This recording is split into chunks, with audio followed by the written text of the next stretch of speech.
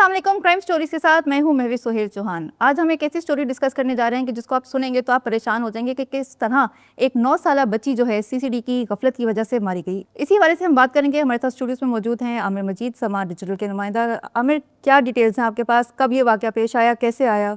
बिल्कुल Mahwish, national media पर उस बच्ची की तस्वीर जो है वो नशर की जा रही हैं और पाकिस्तान का हर शहरी, हर माँ, हर बाप ये जानना चाहता है कि ये क्या हुआ और ये कैसे हो सकता है कि सीसीडी एक मुनज़्ज़म इदारा है और कैसे इतनी बड़ी गफलत हो सकती है कि अंधाधुंध फायरिंग कर दी जाए और जिसके नतीजे में जो मासूम शहरी हैं, ये तो बच्ची जिसकी जान चली गई और इसके अलावा 2 मासूम शहरी जो कि इस बच्ची का बाप और उसका भाई है, वो इसमें ज़ख्मी भी हुए हैं। वालिद को चूँकि ज़्यादा गोलियां नहीं लगी, 2 गोलियां उनको भी लगी हैं, लेकिन भाई जो है वो अस्पताल में ज़ेर इलाज है और बच्ची अपनी जान खो बैठी है। अब आपको मैं इस केस के इनिशियल्स बताता हूँ। मैं भी होता कुछ यूँ है कि 39 साला अदील अहमद अपनी बीवी सिद्रा खान और बेटी हानिया अहमद और बेटे आफान अहमद के साथ ये बेसिकली हज करने गए थे और हज कर 10 जून की सुबह ये पाकिस्तान पहुंचे थे। तो अदील अहमद के ससुराल में उनके एजाज़ में दावत रखी गई थी। ये वहाँ पर जाते हैं, दावत अटेंड करते हैं। दावत अटेंड करने के बाद तो सिद्रा ये कहती है कि बेहतर नहीं होगा कि हम वापसी जा रहे हैं तो रास्ते में मामू का घर आता है, वहाँ पर हम चले जाते हैं। खुमैनी चौक जहाँ पर ये सीसीडी का दफ्तर वाक़ है, उसके बिल्कुल सामने सिद्रा के मामू का घर है। फैमिली जो है सिद्रा के मामू के घर चली जाती है। वहाँ से जब वापस निकलते हैं, ये वक्त होता है 10 जून रात 11:40 का। फैमिली आकर अपनी गाड़ी में बैठती है कि इसी इसना में मोटरसाइकिल पर सवार 2 अफराद वहाँ पर पहुँच जाते हैं। उनमें से एक शख्स असला निकालता है और जो फैमिली है उससे कहता है कि जो भी तुम्हारे पास है वो हमें दे दो। अच्छा, चूँकि अदील अहमद एक ऑस्ट्रेलियन शहरी हैं और उनके लिए तो ये एक बिल्कुल अजीब सी सूरत हाल होती है महविश के 2 मुसल्लह मुल्ज़िमान का एकदम मोटरसाइकिल पर आ जाना और गन तान लेना।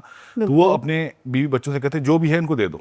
तो जो हानिया अहमद है, 10 साला हानिया अहमद, वो अपने हाथ से जेवरात जो है मुल्ज़िमान को दे देती है और जिसकी मालियत जी वो बच्ची देती है। अच्छा, सीसीडी के मुताबिक एक सीसीडी एहलकार जो कि खाना खाने गया होता है वो वापस आ रहा होता है और तो वो देखता है कि गाड़ी के अंदर एक कपल बैठा हुआ है, मियाँ बीवी, और उनके साथ बच्चे हैं और 2 लोग हैं। उनमें से एक बंदे ने असला ताना हुआ है जो गाड़ी में बैठे हुए लोग हैं उनकी तरफ, और एक शख्स जो है मोटरसाइकिल पर मौजूद हैं। अच्छा, सीसीडी के मुताबिक वो जो एहलकार है अपना फ़र्ज़ निभाने के लिए वो अंदर जाता है और अंदर से भागते हुए एक SMG उठा कर ले आता है। अच्छा, अब यहाँ से कहानी शुरू होती है महविश। वो सीसीडी एहलकार जो मुसल्लह मुल्ज़िमान है उस पर फायरिंग करता है। मुल्ज़िमान चौकन्ना हो जाते हैं, खड़े होते हैं। जी, मुल्ज़िमान चौकन्ना हो जाते हैं और मुल्ज़िमान जवाबी फायरिंग करते हैं। उसके बाद सीसीडी एहलकार फायर किए जाता है कि इसी इस्ना में मोटरसाइकिल छोड़कर मुल्ज़िमान पैदल ही आगे एक मैदान है उसके अंदर चले जाते हैं। अच्छा, जो गाड़ी में बैठे हुए मासूम शहरी हैं जिनको बचाने के लिए सीसीडी एहलकार अंदर से SMG उठाकर लाता है, वो मौका गनीमत जानते हुए वहां से भागने की कोशिश करता है, लेकिन क्योंकि उनको भी नहीं पता था कि मेरे ख्याल से कि फायर जो है वो कहाँ से आई है, किसने की है। ऐसा ही है महविश, क्रॉस फायर जब हो रहा था तो जब उन्होंने देखा मुल्ज़िमान भाग गए तो उन्होंने तो यही सोचा कि हम बच गए तो अब यहाँ से भाग जाएं। तो वहां से गाड़ी लेकर निकलने की कोशिश करता है तो सीसीडी एहलकार गाड़ी पर गोलियां बरसा देता है, गाड़ी को छलनी कर देता है। अच्छा, लेकिन गाड़ी रुकती नहीं महविश, गाड़ी रुकती नहीं। जो अदील अहमद है वो गाड़ी को भगाते हैं और सीसीडी एहलकार मुसलसल फायरिंग किए जाता है। अदील अहमद नहीं सोचता कि पीछे से फायरिंग हो रही है, मुल्ज़िमान कर रहे हैं, पुलिस वाले कर रहे हैं। वो गाड़ी भगाते हुए 1.5 किलोमीटर पर ही वाक़े उनका जो ससुराल है जहाँ से वो दावत खा के निकले थे, वहाँ जाकर गाड़ी दीवार में दे मारता है। अच्छा आमिर, मेरा यहाँ पे आपसे क्वेश्चन है कि क्या ऐसा कोई कानून मौजूद है कि एक एहलकार जो है वो बिना किसी की परमिशन के इस तरह गाड़ियों के ऊपर वो गोलियां चला दें? मैं भी आपके जो सवाल है उसका बिल्कुल शॉर्ट आंसर दे के आगे बढ़ूंगा। बिल्कुल ये एसओपीज़ की खिलाफ वर्जी है। और जो प्रेस रिलीज इशू किया है सीसीडी ने कल, उसमें उन्होंने इस बात की निशानदेही भी की है और एतराफ़ भी किया है कि सीसीडी एहलकार का इस तरह जाकर अंदर से एसएमजी लेकर आना और उसके बाद सिविलियन जो कि गाड़ी में मौजूद थे और मुलजिमान जो कि बिल्कुल उनके करीब मौजूद थे, अंधाधुंध फायरिंग करना, ये एसओपीज़ की खिलाफ वर्जी है। अच्छा, गन उनको जो है वो इसी तरह मिल जाती है बगैर किसी रिटन नोट के कहाँ पे लेके जा रहे हैं, क्यों लेके जा रहे हैं, किस के इस्तेमाल में जो है वो गन आएगी, या ऐसे ही वो बस ऑफिस में जाते हैं और गन उठा के ला सकते हैं? इस तरह के कोई एसओपीज़ उन्होंने बनाए हुए हैं कि आपने रजिस्टर करना है कि कौन गन लेके जा रहे हैं, कहाँ लेके जा रहे हैं, क्या जो है कार्रवाई होने जा रही है, कहाँ पे वो लोग रेड करने जा रहे हैं? मैं भी दोबारा आपको आपके सवाल का एक मुख्तसर जवाब देते हुए आगे बढ़ूंगा कि ये जो असला है ये इशू होता है। मिसाल के तौर पर जो एसएमजी वहाँ पर मौजूद थी, जो सीसीडी मौजूद थी, जो सीसीडी एहलकार ने वहाँ से उठाई, वो यकीनन किसी के नाम पर इशू हुई होगी और जिसके नाम पर इशू होती है वही उसका जवाबदेह होता है। उसको हैंडओवर वापस करना होता है। उसके अंदर जितनी गोलियां होती हैं, अगर वो ज़ाया नहीं हुई, अगर वो नहीं चली, तो ये भी बताना होता है। ऐसा नहीं है कि थाने में गन पड़ी होती है और कोई भी जाकर वो गन उठाया और उस पर उससे फायरिंग करना शुरू कर दे, ऐसा नहीं होता। ठीक है। अच्छा, तो मैं आपको बता रहा था कि अदील अहमद गाड़ी चलाते हुए वापस अपने ससुराल, जहाँ से वो खाना खा के निकली थी पूरी फैमिली, वहाँ जाकर गाड़ी जो है वो गेट के अंदर दे मारता है। इतने में जो अदील अहमद के ससुराल वाले हैं वो बाहर आते हैं और आकर देखते हैं कि थोड़ी देर पहले यहाँ से ये पूरी फैमिली जो है खाना खाकर हंसी खुशी यहाँ से निकले हैं।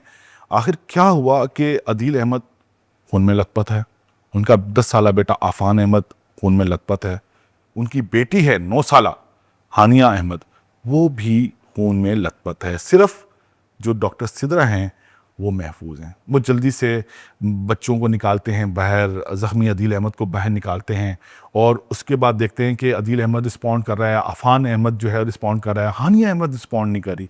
वो उस बच्ची को उसी गाड़ी की डिग्गी के ऊपर रखकर उसको पंप करने की कोशिश करते हैं कि शायद बच्ची रिस्पॉन्ड करे, लेकिन बच्ची रिस्पॉन्ड नहीं कर रही होती। इसी स्ना में 1122 को बुलाया जाता है। प्राइवेट गाड़ियों की मदद से जो ज़ख्मी हैं इनको DHQ अस्पताल चकवाल मुंतकिल किया जाता है। तो जैसे ही ये वहाँ पर पहुँचते हैं तो डॉक्टर हानिया अहमद को मुर्दा करार दे देते हैं।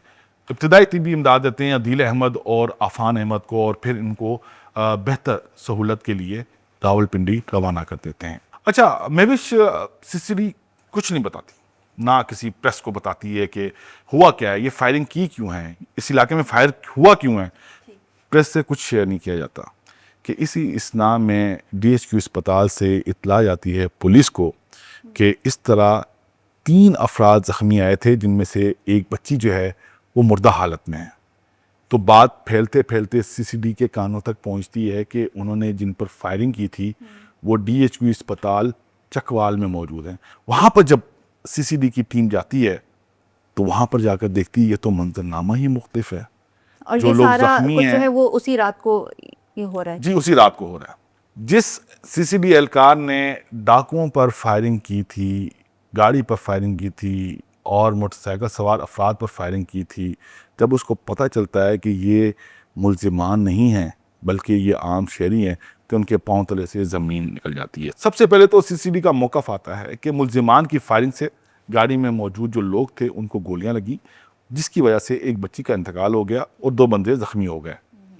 लेकिन थोड़ी देर बाद ही मौक़िफ़ तब्दील हो जाता है और सीसीडी का एक मौक़िफ़ आता है कि मुल्जिमान लूट मार कर रहे थे गाड़ी में बैठे लोगों से, कि इस इसना में सीसीडी एहलकार वहाँ पर पहुँचता है और वो अपनी ज़िम्मेदारी निभाते हुए मुल्जिमान को पकड़ने की कोशिश करता है, फायरिंग करता है, मुल्जिमान भाग जाते हैं।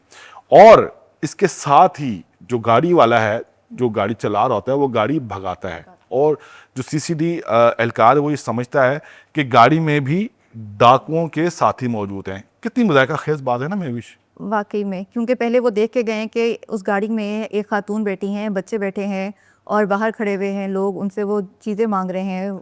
और फिर जो गाड़ी के अंदर बैठे हुए मासूम शहरियों से लूट मार कर रहे हैं, तो सीसीडी एहलकार ये समझ लेता है कि जो डाकू फरार हो गए हैं पैदल, ये उनके साथी हैं, मतलब डाकुओं से लूट मार कर रहे थे। बड़ी मज़ाहिका खेज़ बात है।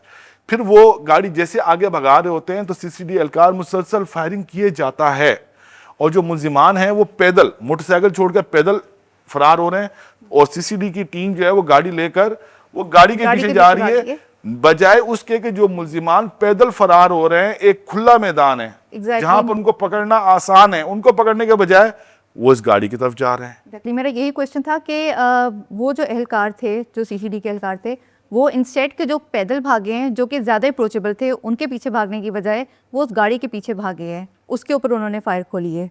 ऐसा ही है। और जब अवाम ने सवालात उठाना शुरू किए हैं तो सीसीडी का मौक़िफ़ एक बार फिर तब्दील हो गया है जी। अब उनका कहना यह है कि जैसे ही सीसीडी एहलकार ने फायरिंग शुरू की तो जो मुलजिमान थे वो मौका जानकर गाड़ी के अंदर दाखिल हो गए और उन्होंने गाड़ी भगाने की कोशिश की। मींस वो जो मुलजिमान पैदल फरार हो गए थे, अब वो गाड़ी में सवार हो गए।